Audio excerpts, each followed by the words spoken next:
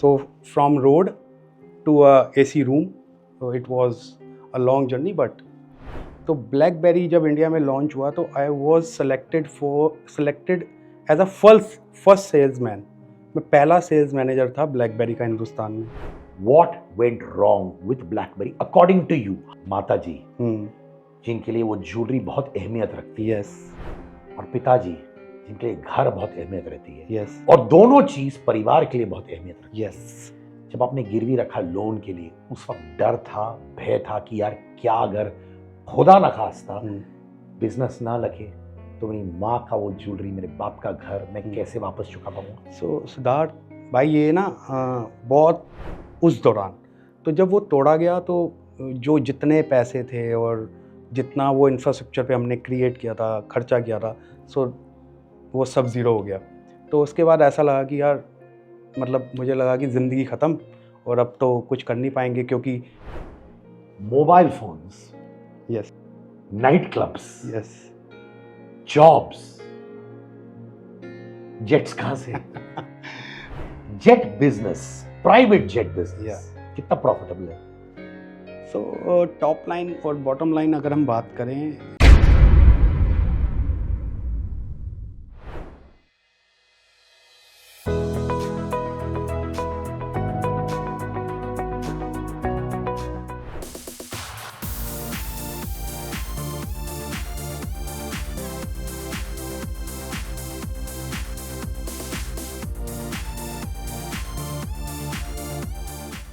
क्या कहानी है ये?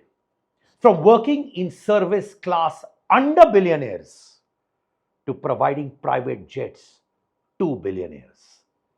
4,000 रुपए में काम करते हुए एक मोबाइल शॉप में आज promoter of Skylord aviation, private jets, flying high, but roots of a middle class boy. Jaspreet Singh ji, कैसे हैं आप? Very nice very nice, so happy to see you भाई। Thank you, same as. बोलते वक्त ही मेरे रोंगटे खड़े हो रहे थे। मैंने जानता हूं कि आप कितने मेहनत से और जुनून के साथ इस मुकाम तक पहुंचे हैं। आप एक मिडिल क्लास फैमिली से आए? मैं अभी भी मिडिल क्लास फैमिली से ही हूँ। आई लाइक दैट, यही सोच हमेशा होनी चाहिए। Yes. फैमिली के बारे में बताइए ना, बत्रा परिवार के बारे में। सो फादर मेरे एक फैक्ट्री चलाते थे लेदर की, लेदर रैक्सिन होती है, तो उसमें मतलब mother is a typical house wife, और मेरी छोटी सिस्टर है real, she is married and she is also a house wife. So I am the only working man in my life. So this is all about my family. My Dadaji was a entrepreneur. He was running a small, you can say, a shop. So that's all. तो वो कौन सी वो सीख थी जो शायद माता पिता दादाजी से आपने सीखी है, जो आज भी आप जब घर के बाहर निकलते हो आप बोलते हो ये सोच मेरे अंदर रहती है? So basically मैंने बहुत कुछ अपने दादाजी से सीखा है। तो सबसे बड़ी सीख तो एक ही है कि बहुत ज़्यादा लाइफ में गिरना पड़ेगा, बहुत ज़्यादा स्ट्रगल करना पड़ेगा, बट हारना नहीं है, चलते रहना है, आगे आगे चलते रहना है, एक्सपीरियंस करना है उन सब चीज़ों को। वो ट्यूशन फ़ीस पे करनी है जो हमने अभी तक की है पूरी मेरी जर्नी में। तो that's the thing I can have in my heart अभी तक। मैं ये जानना चाहता हूं कि आपके दादाजी ने क्या लाइन कही है कि बहुत सारी मुश्किलें आते रहेंगी, परिवार में वो कौन सी मुश्किलें आपने देखी जो आपने कहा यार इसको देख कर ही, इसको महसूस करते ही मैं टफर बन गया? मुझे ऐसा लगता है कि जब आपकी फैमिली में आपका जो सर्कल है, आप देखते हो कि वो लोग 5 स्टार्स में जाते हैं या जेट्स में बैठते हैं या कमर्शियल एयरलाइंस में बैठते हैं, और मेरी जर्नी में मैं शायद ग्रेजुएशन तक किसी 5 स्टार में नहीं गया था। तो so that was something that I have to achieve something for my family, for my people around me. So वो एक चीज़ मुझे बहुत ज़्यादा याद आती है। मुझे लगता है कि वही उसी चीज़ ने मेरे को टफ बनाया कि जो चीज़ हम अचीव नहीं कर सकते और उसके चीज़ पीछे जाएंगे और उसको फोर्स करेंगे अपनी लाइफ में, मैनिफेस्टेशन करेंगे, तो मेरे को लगता है वो अचीवमेंट ईजी हो जाती है। तो जब आप ये मिडिल क्लास फैमिली में थे जो अभी भी मिडिल क्लास है आपके दिमाग में, yes. And I like that about you भाई। Tell me very very honestly, उस वक्त बड़े ख्वाब थे कि नहीं? ख्वाब हमेशा से बड़े थे। ख्वाब हमारे मतलब मैं स्कूल टाइम से ही बहुत एस्पिरेशनल था। अपने स्कूल टाइम पे मैंने बहुत पोजीशंस अचीव करी सिर्फ वो एस्पिरेशंस की वजह से। क्या था स्कूल में, क्या क्या अचीव किया आपने? अपने स्कूल में हमारे एक हेड बॉय होते थे और एक स्पोर्ट्स कैप्टन होते थे। तो उस टाइम पे स्पोर्ट्स कैप्टन जो होता था वो एक एस्पिरेशनल फिगर होती थी। तो वो मैंने अपने 12th में अचीव करा। वो स्पोर्ट्स कैप्टन बना और पूरे स्कूल को हमने मतलब मेरे वो रिपोर्ट, वो एक रिपोर्टिंग वाला होता है ना सीनियर जूनियर का, तो वो रिपोर्टिंग सिस्टम स्पोर्ट्स कैप्टन के अंडर ही आता है। तो बहुत उसमें एंजॉय किया उस पोजीशन को। एजुकेशन क्वालिफिकेशन क्या थे आपके? So I am a normal graduate और that's makes two of us brother. मैं स्ट्रगलिंग ग्रेजुएट पॉलिटिकल साइंस 49.4%, वो भी थोड़ा इधर उधर देख कर पाजी। मेरा थोड़ा सा ज़्यादा था। शो ऑफ मत करो भाई। नहीं, नहीं। शो ऑफ नहीं करने का है भाई। कितना परसेंटेज आया, पास हुए कि नहीं? थोड़ा सा ज़्यादा 55। बॉस तभी तो एटीट्यूड है पाजी का। एटीट्यूड देखो पाजी, अगले जन्म में मैं 55 क्रॉस करूंगा। हाँ, तो 55% बहुत से लोग कहते हैं यार उस टाइम पे, स्पेशली राइट। हमारे टाइम पे बोलते थे यार 55% है, 49% है, तू तो गया। यस, जेन्युइनली लोग सोचते हैं गया तू। ऐसे ही होता था। आपको भी बोला तू तो गया? मेरे को तो होप्स ही हमारे फैमिली की ख़त्म हो गई थी कि भाई ये अब तो आगे कुछ कर नहीं पाएगा। तो but now we are here, I am here. पर जब फैमिली आपको कह रही थी 55% के साथ कि कुछ नहीं कर पाएगा, क्या आपको भी लगा आप कुछ नहीं कर पाएंगे? नहीं, ऐसा नहीं था। हुआ क्या कि there is a story behind this. Sure. So जब मैंने 12th के एग्ज़ाम्स दिए तो मेरे जितने फ्रेंड्स थे उनके पास किसी का पल्सर बाइक, किसी के पास स्कूटर। तो मैंने I went to my father and मैंने बोला कि यार मेरे को प्लीज़ बाइक दिला दो। अब I am a grown up boy, so एक टशन होती है ना कि बाइक होगी और जाएंगे। और जो प्यारी प्यारी कुड़ियां इर्द गिर्द, उनको भी Exactly, अच्छा लगता है बंदा कि बाइक पे आ रहे हैं। स्टड पे आ रहा है, हाँ, गॉगल्स वॉगल्स पहन के। हाँ, सो मैं बड़ी इमोशनल और एक बहुत ड्रामा सा करके सडनली बिकम एक्टर कि भैया मैं अपने फादर के आगे ड्रामा करके कुछ अचीव कर पाऊंगा। बट वो अनफॉर्चुनेटली क्या हुआ कि मेरे फादर ने एक स्टेटमेंट में ही वो सारे सपने तोड़ दिए। उन्होंने बोला भाई गो एंड अर्न, जब अपना कमाओ और अपना खाओ, मेरी ड्यूटी तुम्हें यहाँ तक पढ़ाने की थी। तो that day I went to some of that market, retail market. तो वहाँ पे एक मोबाइल शॉप थी। तो मैं वहाँ पे सडनली वॉक इन कर गया बिना कुछ प्रिपेयर, बिना सीवी, बिना प्रोफाइल के कि भाई मुझे नौकरी करनी है, बताओ क्या करोगे। तो मुझे लगा कि मेरे को नौकरी करते देखते शायद उनको बुरा लगे। तो बट वहाँ से मेरी जर्नी, एंटरप्रेन्योर जर्नी और सर्विस क्लास जर्नी स्टार्ट हुई। तो मुझे ये जानना है Yeah. कि आप घुस गए एक मोबाइल दुकान में, यस। ना आप जानते हैं मोबाइल दुकान के ओनर के बारे में कुछ नहीं, अंदर पहुंचे, पर नौकरी कैसे मिली?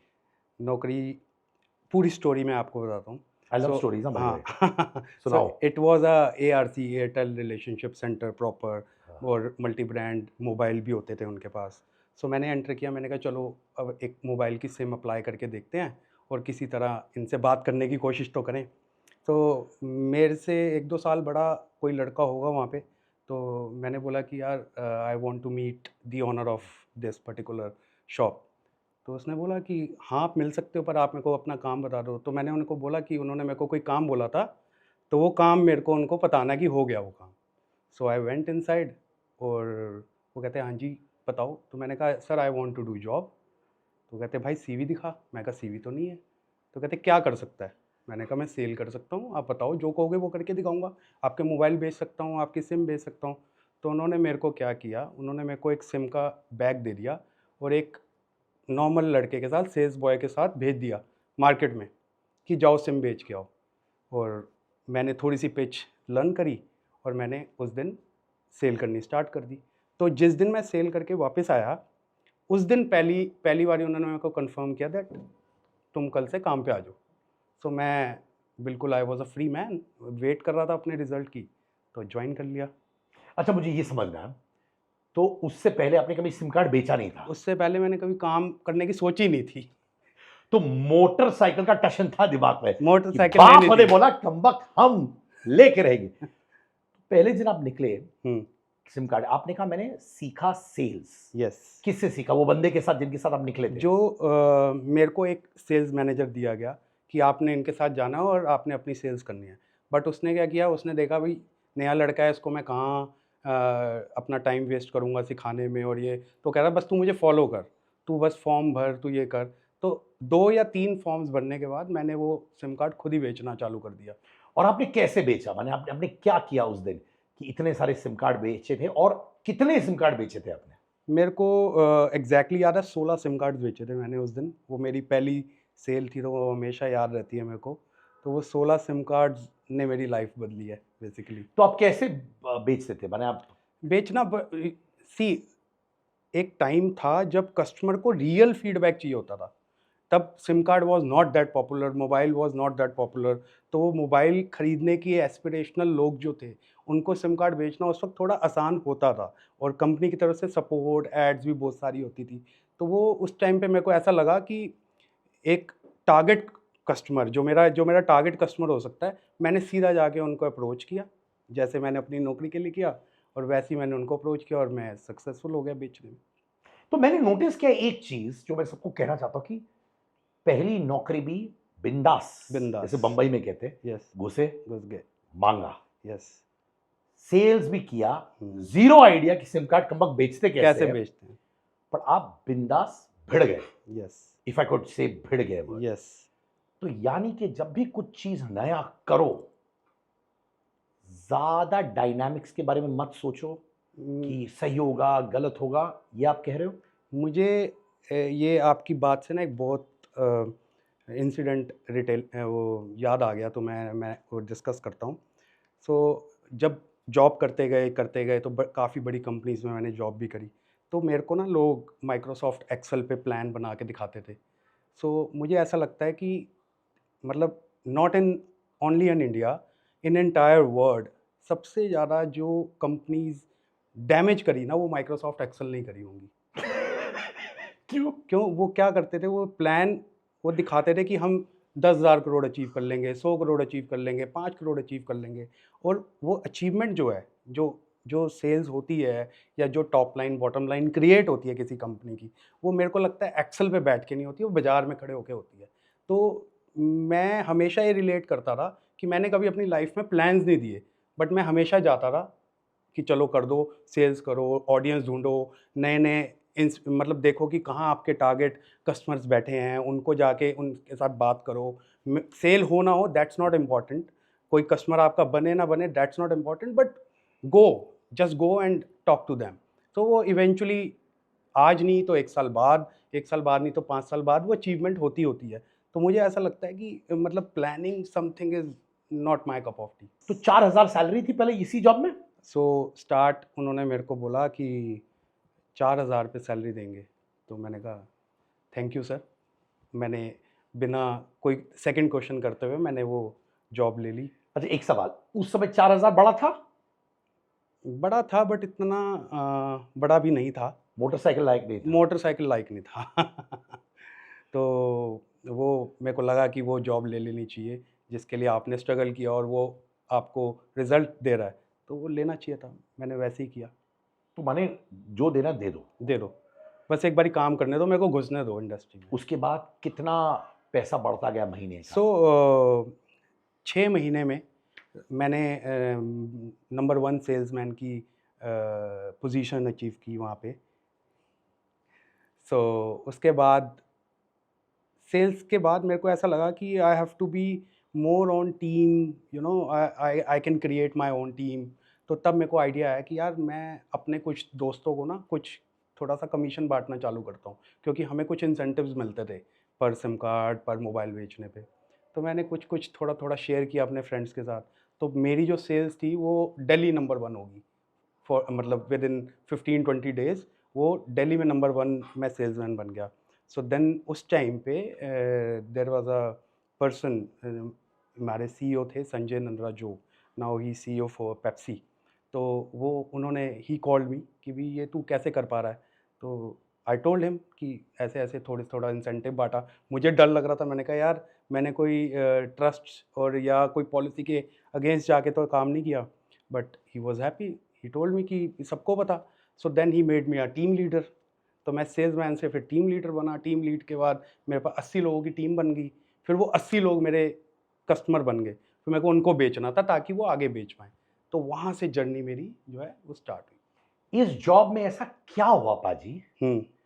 जिसने आपकी पर्सपेक्टिव लाइफ में और काम में बदल दी? ये इंसिडेंट मेरे को बहुत याद रहता है। तो जब मैंने ज्वाइन किया तो वो यही दिन थे अप्रैल मई के, बहुत ज़्यादा गर्मी पड़ती थी उस वक्त। और तो उन्होंने मेरे को बोला बाज़ार में जाके बेचो। तो मेरे को लगता था कि it's very easy, you know, sitting in a showroom and selling something, it's very easy. But उन्होंने मेरे को क्या किया, उठा के रोड पे फेंक दिया कि रोड पे जाके बेचो, कस्टमर को ढूंढो।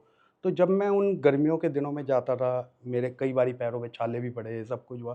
तो मुझे लगा life is not that easy, I have to achieve something something in life, कि ये चीज़ें आगे जाके मेरी फैमिली को या मेरे जो मेरे क्लोज्ड वन हैं वो ना करना पड़े। सो मेरे को कुछ ना कुछ लाइफ में उस दिन अचीव तो करना ही था। और उस पर्टिकुलर डे ने मेरे को चेंज किया बेसिकली। तो मैं और ज़्यादा मेहनत करता गया। So from road to a AC room, it was a long journey but I did जो इट। पैरों में छाले लगे, हम्म। सुकून वाले छाले थे? तब मेरे पेरेंट्स को पहली बारी, तब मेरे फादर को मेरे पे थोड़ा-सा तरस आया कि नहीं यार, लड़का मेहनती है हमारा, वो जो सोचते थे हमारे बारे में वो नहीं हुआ। तो वो फिर मेरे को अच्छा लगा कि हाँ, चलो समथिंग आई अचीव्ड। यानी कि वो पैरों के छालों ने यस। पिताजी को विश्वास दिलाया कि कि ये जो मेरा छोटा-सा जसप्रीत है, अब बड़ा हो चुका है। नहीं, अभी भी छोटा ही हूँ। I am sure, but yes, ज़िंदगी के लिए ज़िंदगी के तैयार लिए। है। यस, फिर आपने मोबाइल रिटेल शोरूम शुरू किया। यस। नहीं, उसके बाद क्या हुआ कि मैंने ब्लैकबेरी इंडिया में लॉन्च हुआ। हुँ। तो ब्लैकबेरी जब इंडिया में लॉन्च हुआ तो I was selected as a first salesman. मैं पहला सेल्स मैनेजर था ब्लैकबेरी का हिंदुस्तान में। तो मैंने कहा यार मोबाइल तो बहुत बेचे हैं but blackberry is very typical, और हर कोई नहीं खरीदेगा।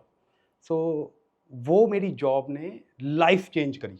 तो माने आप पहले सेल्स पर्सन थे of the the blackberry. Blackberry, yes, first in India. That was a exclusive tie up between blackberry and Airtel. So Airtel के सेल्स वालों को वो ब्लैकबेरी फ़ोन बेचना था। तो वो ब्लैकबेरी का मैं पहला सेल्स मैनेजर दिल्ली का, आई वाज द वन।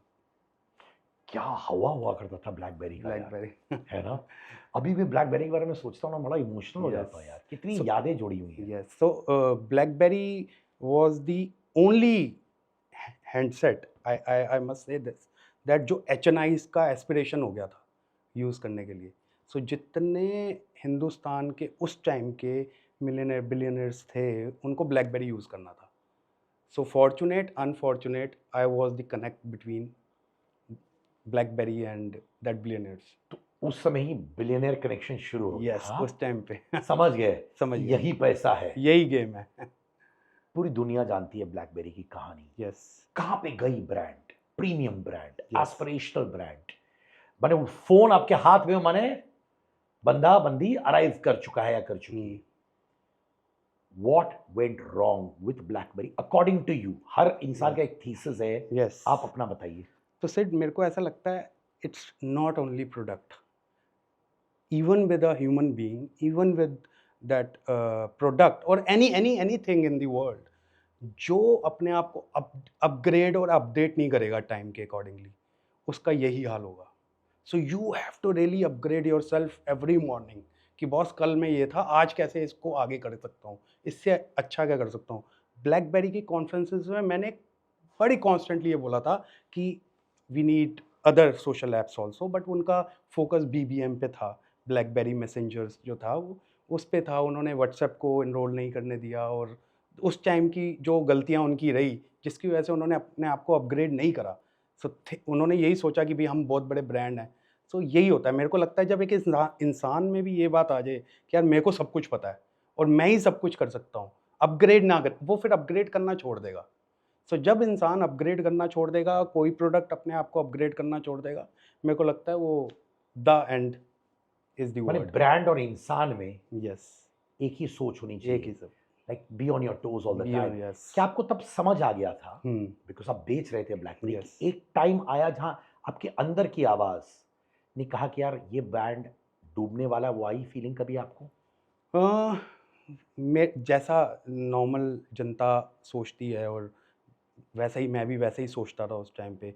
इतनी ज़्यादा पावर नहीं थी ठीक सोचने की। तो जब ब्रांड बहुत टॉप पे चल रहा था, तो मैंने उस दौरान मैंने स्विच किया दूसरी जॉब पे। तो वहाँ से फिर मेरे को वो ब्लैकबेरी छोड़ना पड़ा, और फिर मैंने दूसरे ब्रांड्स को स्विच किया और वहाँ पे जॉइन किया, और वहाँ पे फिर अलग हिस्ट्री हमने क्रिएट की। तो आपकी हिस्ट्री तो बनने वाली थी, यस। क्या आपको लगा कि ब्लैकबेरी को कुछ करना चाहिए था टू बीट व्हाट्सएप? मेरे को ऐसा लगता है कि जो ब्लैकबेरी हैंडसेट ने उस वक्त जो गलती करी, वही सेम नोकिया भी गलती कर रहा था। तो उस वक्त किसी को समझ नहीं आ रहा था कि हम वो एंड्रॉयड सोशल ऐप्स की क्या वैल्यू है, और हिंदुस्तान किस तरफ मुड़ने वाला है। तो मेरे को लगता है उस वक्त सैमसंग एक ऐसा लोता ब्रांड था जिसने वो चीज़ समझी, और आज आप देख लो कि ही इज़ दी ग्रेटेस्ट और the number one player of the country now. So मेरे को लगता है कि it is just you need to understand something, that what exactly customer want, और या आपके सामने वाला बंदा क्या चाह रहा है। अगर आप वो समझ नहीं पा रहे, तो मेरे को लगता है सारी फोर्स, सारी मैन पावर सब वेस्ट है। नेक्स्ट स्टेप क्या था लाइफ में? नेक्स्ट स्टेप था टू बिकम एंटरप्रेन्योर। सबसे ज़्यादा इम्पोर्टेंट ये था, मुझे ऐसा लगता था कि यार हम उनमें से एक हैं जो जॉब कर रहे हैं। उन हज़ार लोगों में, उन करोड़ों लोगों में एक हैं जो जॉब कर रहे हैं। जॉब करना ऑब्वियसली बुरा नहीं है, बट मुझे ऐसा लगता है कि एस्पिरेशनल होना ज़्यादा अच्छा है। तो मैंने कुछ पैसे कमाए, और कुछ पैसे कमाने के बाद मैंने सोचा कि यार कुछ अपना करना चाहिए, चाहे छोटा करें, पर करना अपना चाहिए। सो देन मैंने फिर एयरटेल रिलेशनशिप सेंटर, एक सबसे पहले दिल्ली में सबसे बड़ा शोरूम खोला, और उसमें मैंने बैंक से लोन भी लिया। मतलब अपने, जो मेरी मदर है, मेरे को आज तक याद है कि वो गोल्ड भी हमें बैंक में रखना पड़ा। अपनी माता जी का? हाँ, अपनी माताजी का गोल्ड भी रखना पड़ा। तो फादर की एक प्रॉपर्टी थी, वो बेची। तो उस टाइम पे वो पैसा इकट्ठा करना वाज़ सो डिफ़िकल्ट, और वो पैसा जब इकट्ठा हुआ और जब हमने वो शोरूम चलाया, तो बहुत अचीवमेंट्स की फिर हमने, और हम भी एक बिज़नेसमैन फैमिली बन गए। फर्स्ट यू कैन से आई am a first entrepreneur of my family, जिसने बिज़नेस स्टार्ट करने की हिम्मत करी। तो दैट हाउ वाज़। नाइस पाजी। बट आई एम श्योर एक चीज मैं जानना चाहता हूँ कि जब माता जी, हुँ, जिनके लिए वो ज्वेलरी बहुत अहमियत रखती है, यस, और पिताजी जिनके लिए घर बहुत अहमियत रहती है, यस, और दोनों चीज परिवार के लिए बहुत अहमियत रखती है, यस। जब आपने गिरवी रखा लोन के लिए, उस वक्त डर था, भय था कि यार क्या अगर खुदा ना खास्ता हुँ, बिजनेस ना लगे, तो मेरी माँ का वो ज्वेलरी, मेरे बाप का घर मैं हुँ। कैसे वापस चुका पाऊंगा? सो सिद्धार्थ भाई, ये ना बहुत एक इमोशनल जर्नी रही उस पर्टिकुलर टाइम की। तो जब गोल्ड वो रख रहे थे और फादर प्रॉपर्टी बेच रहे थे, तो एक कोई भी बाप अपने बच्चे को ये कहेगा, बेटा ध्यान रख लियो, हम सब कुछ स्टेक पे लगा रहे हैं। सो वो जो स्टेटमेंट थी, वो दैट वाज, वो मेरे को डरने नहीं दे रही थी। क्योंकि अगर मैं उस वक्त डर जाता और अचीव ना करता जो मुझे अचीव करना है, तो वो सब ज़ीरो हो जाता। राइट। तो मैं, मेरे को स्टेटमेंट ने डरने नहीं दिया। हाँ, बट कहीं ना कहीं आई वॉज वेरी कॉन्शियस कि यार कैसे, मतलब करेंगे तो दिन रात, मतलब मेरे को लगता है कि मैं सोया भी उस शोरूम में, और मैंने खाना भी वहीं खाया, और शाम की चाय भी वहीं पी, सुबह का नाश्ता भी वहीं किया। So you just have to love your workspace. तो तब जाकर आप कुछ थोड़ा सा अचीव कर पाते हो लाइफ में। तो मुझे लगा कि मैंने बहुत प्यार किया उस बिज़नेस को, जो मेरे लिए सब कुछ था, और अचीव इंपोर्ट कर। एक्सपोर्ट और मोबाइल्स भी कर रहे थे आप? हाँ, फिर बाद में लेटर ऑन स्टेज पे मैंने एक्सपोर्ट करना स्टार्ट किया, मोबाइल फ़ोन। तो एक्सपोर्ट इंडिया में किसी को ईज़िली नहीं समझ आता कि किस तरीके से एक्सपोर्ट करना है। बहुत सारी डॉक्यूमेंटेशन, अगेन फिर मेरी जॉब काम आई। So during selling mobiles, during selling BlackBerry, during selling Airtel sims, तो मेरे को ये देखा कि मेरे कनेक्शन बहुत सारे लोगों से मिल गए, कि कभी रिश्ते मैं, बनाए रिश्ते आपने? बन गए। तो कोई कस्टम कमिश्नर भी थे जिनको मैंने सिम कभी दिया था, उनकी फैमिली मेम्बर्स को मोबाइल्स दिया था, और कभी कितने टैक्सेशन डिपार्टमेंट के सीनियर्स थे जिनको मैंने बहुत कुछ दिया, तो उनसे मैंने गाइडेंस ली एंड अपफ्रंट होके बोला कि बॉस मेरे अंदर हिम्मत नहीं है किसी कंसल्टेंट को हायर करने की, और मैं चाहता हूँ कि आप मेरे को लीगल गाइड कर दो कि लीगल ये तरीका जसप्रीत ठीक है और ये गलत है। तो उन्होंने मेरे को जो जो लीगल तरीके बताए मैं उसको फॉलो करता गया। सो मेरे को ऐसा लगता है बेस्ट एडवाइस मिली, बेस्ट लोगों से मिली, और मैं अचीव करता गया। कौन से कंट्री के साथ आपके सबसे अच्छा संबंध था, specially when it came to selling mobile phones? So मेरे को ऐसा लगता है कि मैंने सबसे ज़्यादा जो मोबाइल्स एक्सपोर्ट किए वो रशिया और दुबई में किए। सो रशिया में मेरे को ऐसा लगता है कि हमारा ज़्यादा मार्जिन रहा, ज़्यादा ईज़िली हम उसे अचीव कर पाए because of our nation treaties and all. तो बहुत ईज़िली हमने वो अचीव किया और वहाँ के रशियंस को भी एम्प्लॉय कर लिया। ओह, हाँ, तो उन रशियंस को एम्प्लॉय करा, उनको पता था बेसिकली कहाँ-कहाँ बेचना है। मैंने भी ट्रैवल किया और काफ़ी माल बेचा फिर उनका जाके। तो यानी कि हुँ। ये सब करते करते you became a rich man. मैंने कभी वेल्थ को ना अपनी अचीवमेंट नहीं समझा। मैंने अपने बिज़नेस के सक्सेस को अपनी अचीवमेंट समझा। सो वेल्थ और रिच मेरे को लगता है इमैटेरियल हो जाता है एक टाइम के बाद, when you are desperate to work, when you want to desperately achieve something in life. तो वो वेल्थ उसके बाद मतलब मेरे को लगता है कि ठीक है, it's very important in life, but still जब आप काम के लिए इतना पागलों की तरह दिन रात कर रहे हो तो फिर काम इंपॉर्टेंट हो जाता है, पैसा तो फॉलो करेगा ही। Very beautifully said. अगर जान दे दो अपने काम में, काम में दे दो तो yes. Everything else is a by product होना ही है। या आपको फॉलो। कब पता चला या रियलाइज हुआ हम्म। कि ये मेरा जो बिजनेस है मोबाइल फोन्स का, जहां में मैं पहला बिजनेसमैन बना हूं फैमिली का, we यस। became आपको पता चला यार नैया पार होगी? What was that deal that happened, या कुछ हुआ जहां आपने कहा वाह? सो आप एक्सपेक्ट कर रहे होंगे बहुत अच्छा हुआ होगा, but fortunate unfortunate there was a drive happened in Delhi. MCD drive. MCD drive. So MCD drive was कि रेजिडेंशियल में जो भी शोरूम्स हैं, जो भी दुकानें हैं, उनको शट डाउन किया जाए। सो उस दौरान हमारे शोरूम को सील कर दिया गया, और फॉर्चुनेट अनफॉर्चुनेटली उसे तोड़ा भी गया उस दौरान। तो जब वो तोड़ा गया तो जो जितने पैसे थे और जितना वो इंफ्रास्ट्रक्चर पे हमने क्रिएट किया था, खर्चा किया था, सो वो सब ज़ीरो हो गया। तो उसके बाद ऐसा लगा कि यार, मतलब मुझे लगा कि ज़िंदगी ख़त्म, और अब तो कुछ कर नहीं पाएँगे, क्योंकि अगर आपके पास जगह ना हो और आपके लॉसेस इतने ज़्यादा हो जाएँ ड्यू टू दिस एक्ट जो एमसीडी ड्राइव ने चलाया था, तो उसके बाद वो एक ऐसा पॉइंट आ गया था कि जब मैं बिल्कुल डीप डाउन वापस आ गया अपनी उस जगह पे जहाँ पे मैं खड़ा था। हाँ, बट उतने बुरे तरीके से नहीं गिरा, बट येस गिर गया था प्रॉपर्ली, तो फिर खड़ा होना था दोबारा। तो उसके बाद मेरी सेकंड इनिंग्स चालू हुई दोबारा से। तो वो सेकंड इनिंग्स में दोबारा I went to that job और सर्विस इंडस्ट्री। दोबारा मैंने एक ऑर्गेनाइजेशन को जॉइन किया। माने बिजनेस मैन से वापस एम्प्लॉय चले गए। एम्प्लॉय चले गए, राइट। और एम्प्लॉय भी ऐसे चले गए कि मतलब वही अगेन मेरी जॉब ने, मेरे बिजनेस ने मेरे को इतने कनेक्शंस दिए थे कि मेरे को कभी मांगने में कोई तकलीफ नहीं हुई, कि मेरे को ऐसा लगा कि मेरे को कोई शर्म नहीं आ रही।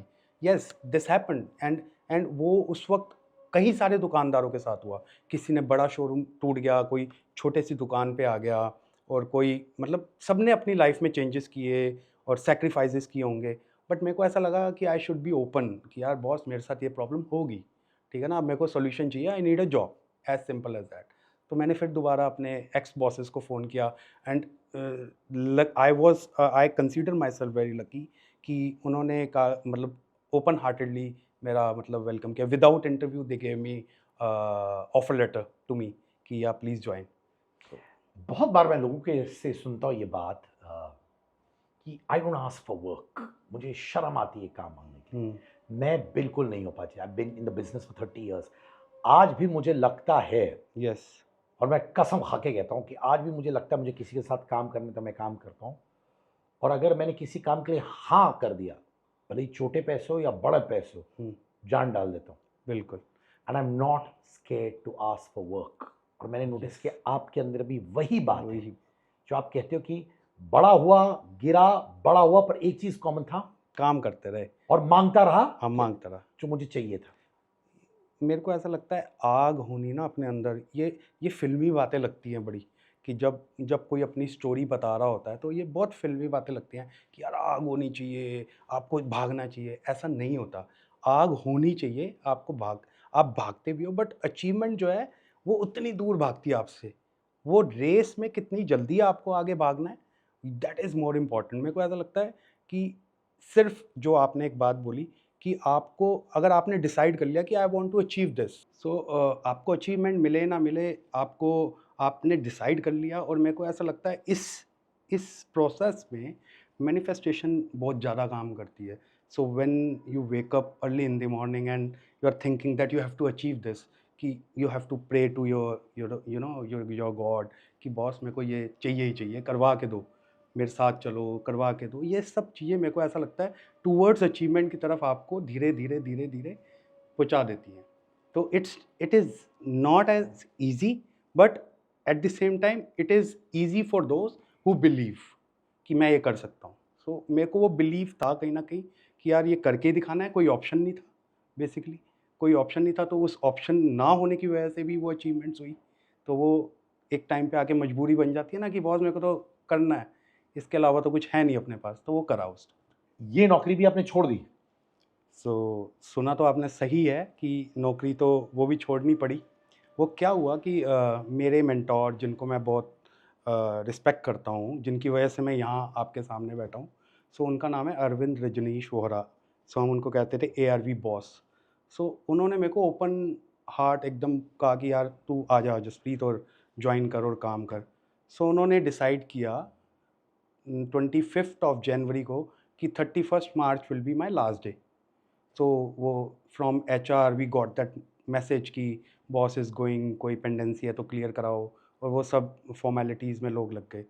सो without giving a second thought, पता नहीं मेरे दिल में क्या है, मैंने कहा I will also resign, and I did. मैंने रिज़ाइन कर दिया। For plan B, plan C, plan D? No कुछ plan, no plan, impulsive decision? Impulsive decision. अब रिज़ाइन तो कर दिया, तो सारे भाई पूछ रहे कि must be having something something great, और बड़ी अपॉर्चुनिटी मिल गई होगी इसको और इजीली। तो my mentor Arvind Rajneesh Vora called me, कहते तूने रिज़ाइन कर दिया यार? मैंने कहा हाँ सर कर दिया। तो कहते कहाँ ज्वाइन कर रहा है? मैं कहा जहाँ आप ज्वाइन कर रहे हो। कहता अबे मैं तो कंसल्टेंट बन रहा हूँ, अब आने वाले टाइम में मेरी मेरी एक स्टेज हो चुकी है कि I will be a consultant to many companies, what will you do in this? मेरे को लगा यार ये कौन सी गलती होगी मेरे से, पर मैंने कहा सर अब कर दिया है, आप कंसल्टेंट हो तो फिर बैग पकड़ेंगे आपका और क्या करेंगे, नहीं तो कुछ और ढूंढेंगे फिर से।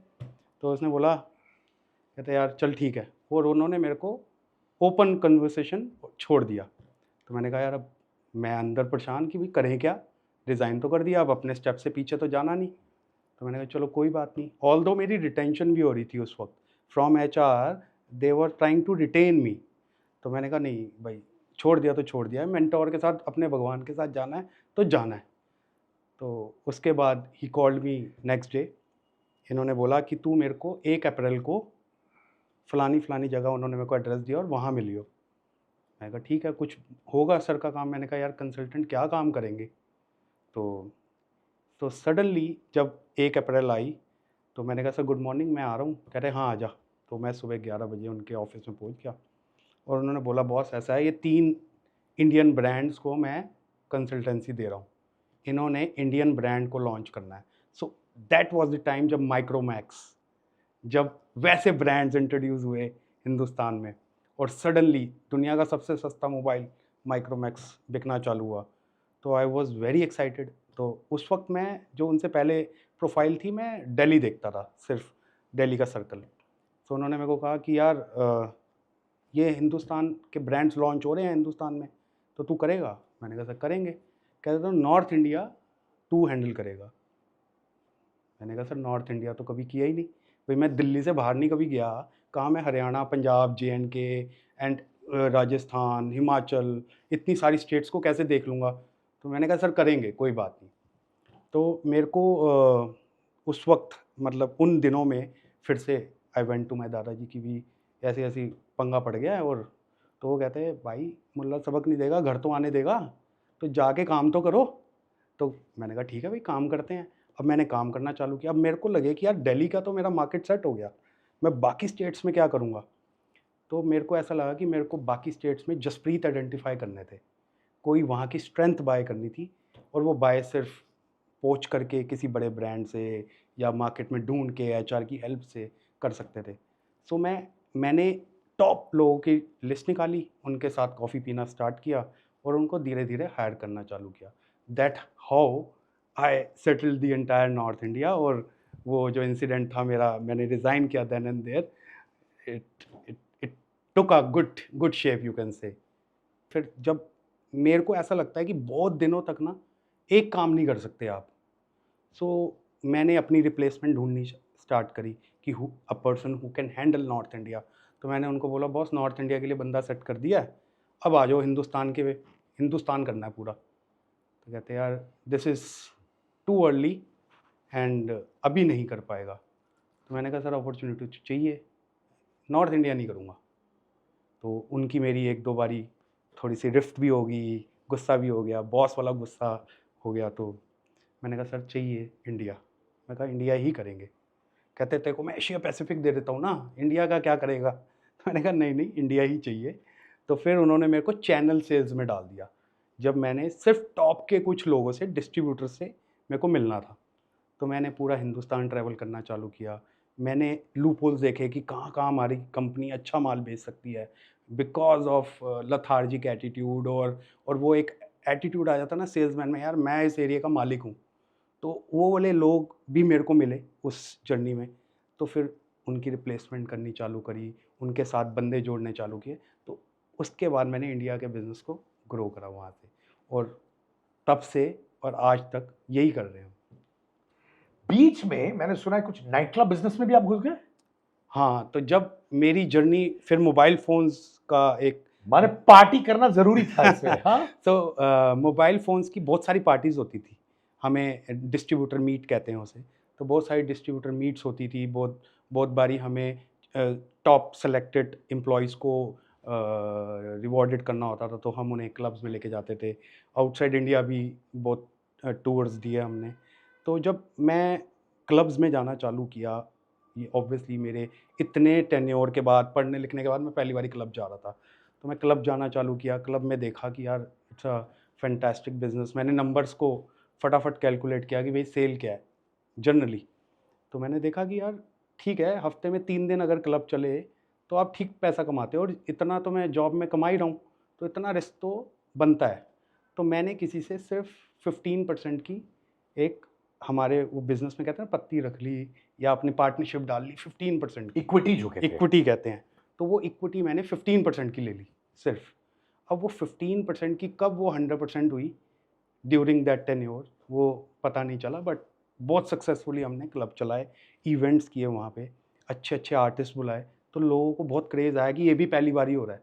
तो एक आर्टिस्ट को 10,000 की भीड़ में देखना और एक आर्टिस्ट को सिर्फ 100 लोगों के साथ देखना, एक अलग एक्सपीरियंस था। तो ये कल्चर हमने फिर दिल्ली में लेके आए, और ये कल्चर के साथ फिर सक्सेस मिली, फिर आगे चलते गए, एंड देन आप उड़ने लगे, पढ़ने लगे। Literally speaking. यस, समझ रहे हैं आप। Yes, Aviation business, Skylord Aviation, providing private jets to Yes. business families, billionaires, corporates, mobile phones, yes, nightclubs, yes. jobs, jets कहाँ से? So jets, so it's a very interesting story. जी। So कुछ neighbouring country से हमारे investors travel कर रहे थे। सो जब बहुत बड़ा इन्वेस्टर होता है तो उसकी आस्क भी सडनली डबल होती है। सो उन्होंने कहा कि book a charter for me. मैंने कहा चार्टर, ये क्या चीज़ होती है। तब तक मुझे इवन पता भी नहीं था कि ऐसे चार्टर्स बुक होते हैं, प्राइवेट जेट्स बुक होते हैं। तो I had a word with couple of people. मैंने कहा भाई प्राइवेट चार्टर बुक कराना है किसी का और उनको बुलाना है। तो ढूंढते ढूंढते ढूंढते मैं एक टीम से मिला। तो उस टीम ने बोला कि यार हम आपका बुकिंग कर देते हैं, और उनका बुकिंग हुआ। और that was a very difficult, you can से। वो डिफ़िकल्ट क्यों था? क्योंकि this aviation industry divided into two two parts basically.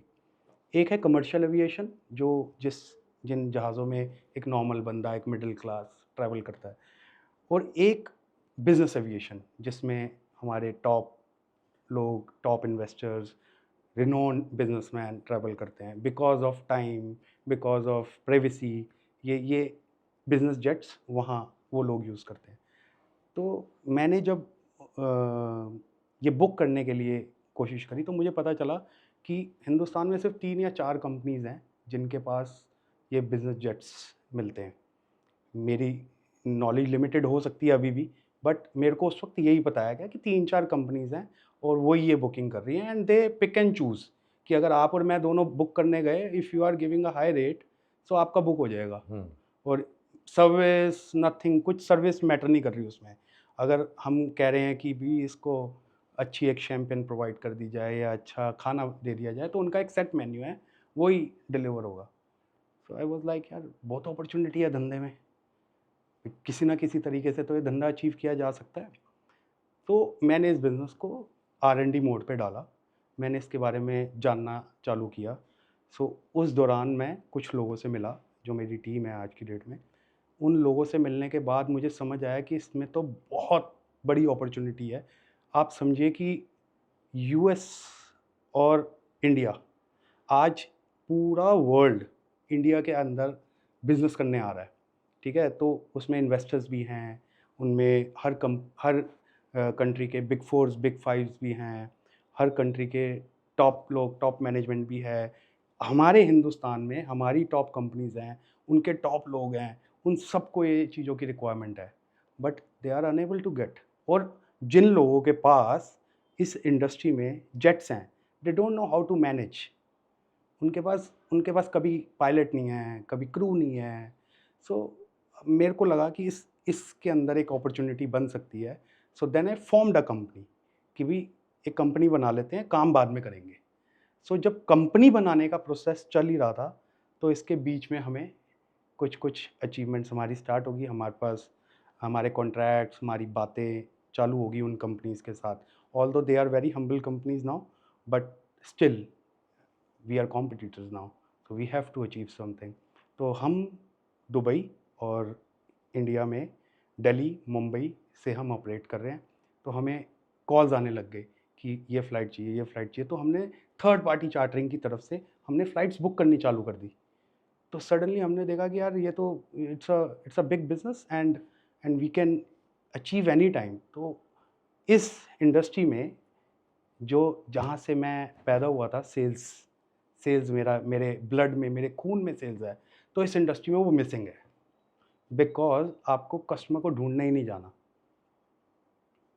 Customer अपने आप आता है कि I have a requirement, but customer is having a limited knowledge. उसको लगता है कि यार यही बंदा सबसे बढ़िया सर्विस दे रहा है। सो वहाँ पे मेरा एक गैप था। मेरी सेल्स टीम इन प्लेस होगी और सेल्स टीम ने अपनी सर्विस देनी चालू कर दी। So now people wants to travel with us कि भैया स्काईलॉर्ड मैनेज ही कर दे, हमें इसके थ्रू ही कराना है। क्योंकि आप क्या क्या मैनेज करते हो? सो हम बेसिकली उनके लिए चार्टरिंग तो करते ही हैं। किसी को रिक्वायरमेंट हो डोमेस्टिक और इंटरनेशनल चार्टर की, तो हम वो तो बुक करा के देते ही हैं। But we have arrangement with all companies कि हमें हॉस्पिटैलिटी जो है वो अपनी देनी है, हम अपने तरीके से ही देना चाहते हैं। तो बेस्ट ऑफ बेस्ट जो रिक्वायरमेंट होती है क्लाइंट की कि उसे ये शैम्पेन चाहिए या ये खाना चाहिए या उसे पुरानी दिल्ली के छोले भटूरे भी अगर चाहिए होंगे उस जेट में, तो हम प्रोवाइड कराएंगे। अब वो कैसे कराएंगे, वो हमारा एक सीक्रेट है, वो एक बिजनेस ट्रेड सीक्रेट है, वो हम कर रहे हैं। आपके approximately, correct me if I am wrong, 3 competitive brands हैं, यस, है ना? यस। अब मार्केट पर, माने कॉम्पिटिटिव ब्रांड्स पर बहुत फोकस करते हो, उनके मूव स्टडी करते हो, क्या होता है ऐसे कंपटीशन में? मुझे ऐसा फिर से मैं अपनी वो 4000 वाली थॉट अप्लाई कर देता हूँ वहाँ पे कि मुझे ना दिखते ही नहीं है लोग। मुझे ऐसा लगता है यार कंपटीशन है ही नहीं बाज़ार में। मतलब कंपटीशन तो तब हो जब हम फेल कर रहे हों या हम ड्रॉप कर रहे हों कहीं। मुझे ऐसा लगता है कि बहुत काम है करने को। और अगर आपको काम करना है, अगर आपको अचीवमेंट करनी है, फिर से दोबारा से बोल रहा हूँ कि आपको मैनिफेस्टेशन तो करनी पड़ेगी। स्पिरिचुअल साइड को मैं नहीं छोड़ता हूँ अपनी, तो वो मैनिफेस्ट करता हूँ और मेरे को ऐसा लगता है कि कॉम्पिटिटर्स मुझे दिख ही नहीं रहे। I don't see any competition. Anyways, you're flying very high to see them down below. No, I don't want anybody to come down. Yes, I don't want myself to be down, you know. So Focus on yourself, ये बहुत yeah, जरूरी है। जैसे मैं कहता हूँ keep your blinkers on, yeah, सीधे देखते रहो, राइट नहीं, लेफ्ट नहीं। left नहीं। आपके मेजर कस्टमर्स किस तरह के होते हैं, कौन होते हैं? So हमारे जो स्काई लॉर्ड में मेजर कस्टमर हैं सारे HNIs हैं। तो काफ़ी आपने देखा होगा आजकल ट्रेंड बदल रहा है। वेडिंग्स सडनली इतनी बड़ी बड़ी वेडिंग्स होनी चालू हो गई, तो सडनली लोगों के शौक भी आफ्टर कोविड थोड़े से ज़्यादा हो गए। जो मुझे लगता था कि लोगों को रिकवर करना पड़ेगा, मेरे को लग रहा है हिंदुस्तान में रिकवरी का कोई स्कोप नहीं है। ऑलरेडी रिकवर्ड लोग हैं हिंदुस्तानी, तो वो रिकवर्ड हैं। तो उनको रिकवर करने के लिए अब मुझे ऐसा लगता है कि वेडिंग्स बड़ी होगी, एस्पिरेशन लोगों की बड़ी होगी। आप देखिए कि जो इकोनॉमी क्लास में ट्रैवल करता था वो अब सडनली बिजनेस में ट्रैवल कर रहा है। ये डेटा अगर आप जाएंगे तो पब्लिक पोर्टल्स में भी अवेलेबल है। तो जो बिजनेस में ट्रैवल करता था वो सडनली फर्स्ट क्लास में आ गया, और जो उस वक्त फर्स्ट क्लास और बिजनेस क्लास वाले थे वो अब उनकी एस्पिरेशंस प्राइवेट जेट हो गई हैं। ये क्यों हुआ है? क्या ये इसलिए हुआ है कि लोगों ने डिसाइड किया यार जिंदगी छोटी है? कोविड के टाइम में उन्होंने इंट्रोस्पेक्ट किया और कहा कि जिंदगी छोटी है तो मुझे अब जीना है तो पूरे तरीके से जीना है। क्या उसी थॉट की वजह से ये हो रहा है कि लोग जंप मार रहे हैं, like middle class to higher middle class, higher middle class to elite, इसलिए हो रहा है? सो मुझे ऐसा लगता है कि ये जो कैटेगरी है, इनमें इस तरीके के लोग बहुत कम हैं जो एंजॉय करना चाह रहे हैं। यस हैं, I am not saying no, but businessman ज़्यादा हैं, HNIs ज़्यादा हैं, बिजनेसमैन जिनको ऐसा लगता है यार my time is my money, you know. क्योंकि आप कमर्शियल फ़्लाइट ले रहे हो, कमर्शियल फ़्लाइट के वो सेट टाइमिंग्स हैं, वो तभी उड़ेगा। अगर हमारे साथ बंदा फ्लाई कर रहा है और उसको लगता है कि यार मुझे रात को 2 बजे उड़ना है, तो वी कैन ऑलवेज़ ऑफ़र कि भैया आप 2 बजे उड़ो, आप सुबह 3 बजे उड़ो, आप 6 बजे उड़ो, कि ताकि वो अगले दिन काम कर पाए। तो मुझे ऐसा लगता है ऑल बिजनेसमैन ना, ये इनकी सोच और इनका थॉट प्रोसेस बिल्कुल डिफरेंट होता है। So it is not always leisure. मुझे लगता है लेजर के लिए भी लोग करते हैं, मुझे भी थोड़ा सा लगता है करना चाहिए भी लेजर के लिए, बट बिजनेस के लिए इसमें बिजनेस एविएशन है तो बिजनेसमैन ज़्यादा जाते हैं because of time and you know availability, कुछ पर्सनल मीटिंग्स। सो हर चीज़ अवेलेबल होती है तो वो इजीली दे कैन अचीव। एक चीज मैं बोलूं, रिसेंटली मैं एक वेडिंग होस्ट कर रहा था, मैं जैसलमेर जा रहा था, हाँ, Mumbai to Jaisalmer, yes, private jet था। मुझे वो पार्टी ने, जो फैमिली है, उन्होंने मुझे होस्टिंग करवाई प्राइवेट जेट में भाई साहब, एंड इट वाज फैंटाबुलस, मजा आ गया। थोड़े थोड़े मोमेंट्स थे, या एंड इट कहाँ कहाँ चले गए पूरे एक्सपीरियंशियल लेवल पर चीजें। यस। आपकी सबसे बड़ी ताकत क्या है इन sky Lord aviation? What's your biggest strength? मुझे ऐसा लगता है again the big companies always fall because of pressure. ठीक है, कि उनको लगता है कि यार हम ये नहीं करेंगे, अपग्रेड नहीं करेंगे अपने आप को। सो हमने वो प्रेशर को पहले तो अपनी टीम से रिलीज़ ही कर दिया कि भैया कोई बात नहीं, तुम्हें कस्टमर आए ना आए, पर तुम्हें प्रेशर नहीं लेना अभी किसी मैंने टारगेट्स नहीं सेट टारगेट्स नहीं सेट किए अभी। तो अभी फोकस ओनली ऑन सर्विस, कि how I can break this, कि भी मेरे बेस्ट सर्विस में मैं आ जाऊँ, हॉस्पिटैलिटी बेस्ट दे पाऊँ, एक्सपीरियंस बेस्ट दे पाऊँ, जो उसे लेजर और जो लग्जरी वो जिसमें वो ट्रैवल कर रहा है वो उसको फील कर पाए।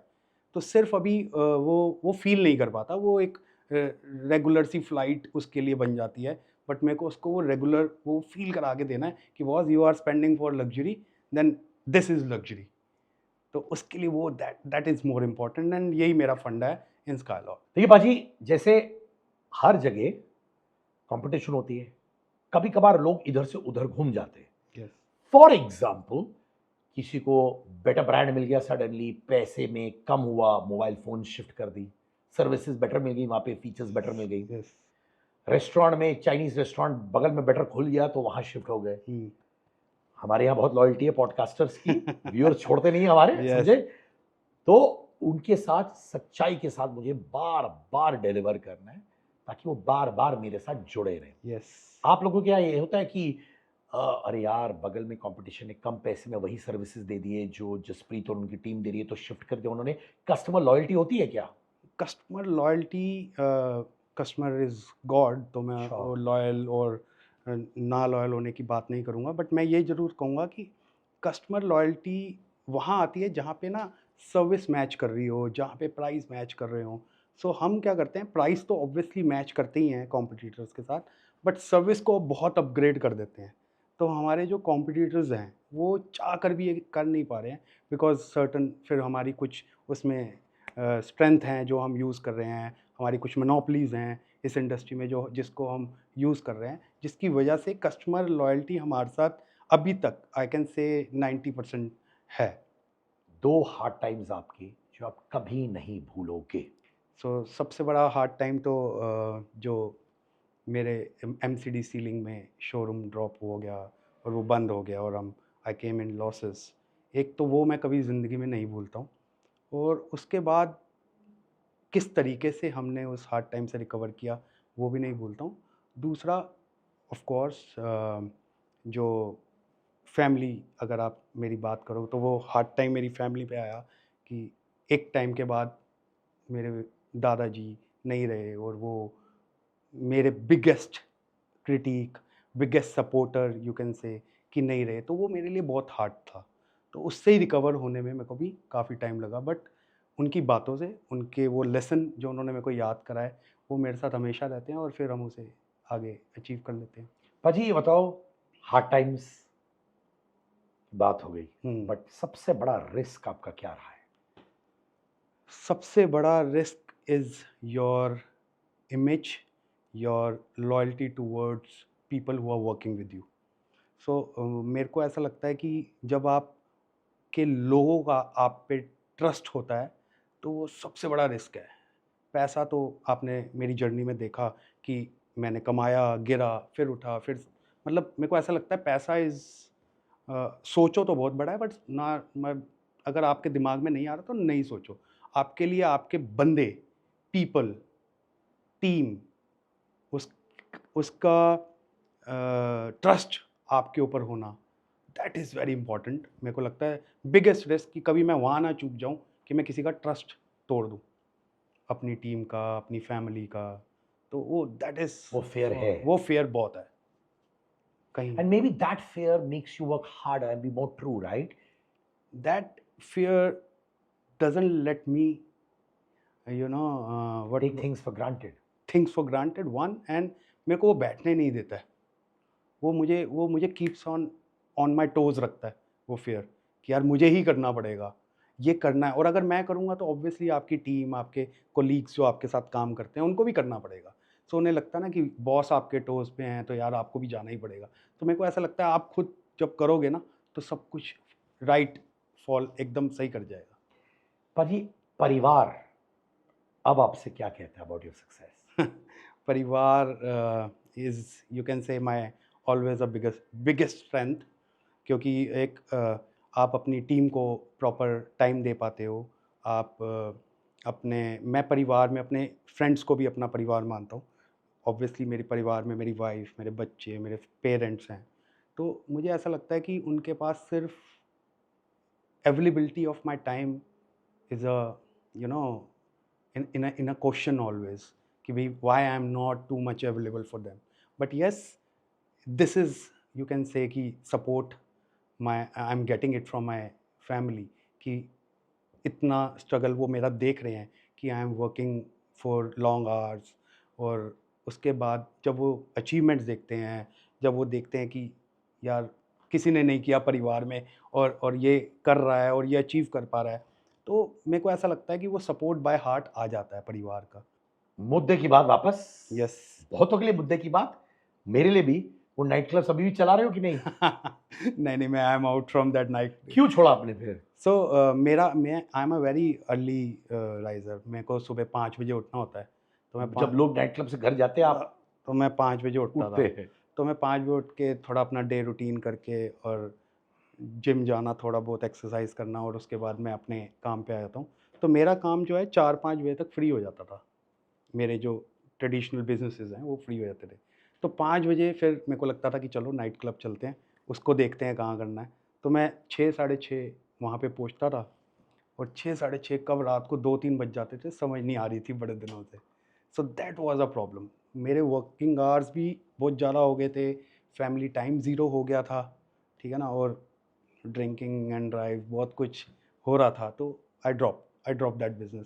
That that is a good business but only for those who wake up at 4 PM in आप आफ्टरनून। डिसिप्लिन लाइफ चाहते सो थे। मैं डिसिप्लिन्ड लाइफ चाहता हूँ। यस। बहुत पार्टी की वहाँ पे? हाँ, मेरे को ऐसा लगता है अब दिल भी नहीं करता मेरा पार्टी करने का। माने बहुत सेलिब्रिटीज ऑलरेडी सब आते थे हाँ, वहाँ पे। सारे जितने सेलिब्रिटी, जितने अपकमिंग सिंगर्स हैं, जितने इन्फ्लुएंसर्स हैं, सब वहाँ आते थे।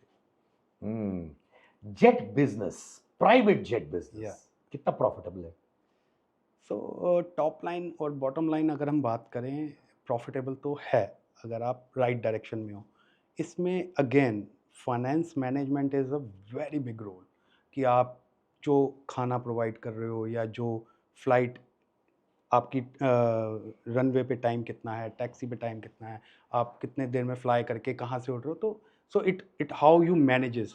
सो अगर बिज़नेस को मैनेज नहीं करोगे तो वो कोई भी बिज़नेस प्रॉफिटेबल नहीं है। तो हम बिज़नेस को अच्छे से मैनेज करते हैं और अपनी टॉप लाइन बॉटम लाइन को मीट कर लेते हैं जो हमें चाहिए।